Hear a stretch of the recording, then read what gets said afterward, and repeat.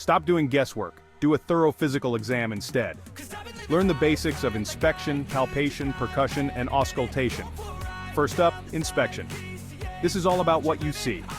Look at the patient's general appearance, skin color, any lesions, deformities, or unusual movements.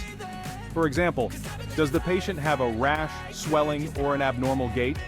Next, palpation. Here we use our hands to feel the body.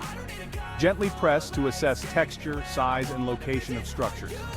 Think about feeling for lymph nodes, abdominal tenderness, or checking the pulse. Then, percussion.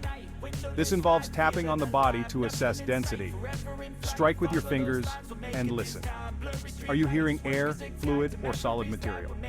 Like percussing the chest to check for fluid in the lungs. Finally, auscultation. Grab your stethoscope and listen to internal sounds. Heart, lungs, abdomen, each tells a story. Listen for heart murmurs, lung crackles, or bowel sounds. That's your quick guide to inspection, palpation, percussion, and auscultation. Get practicing, future doctors.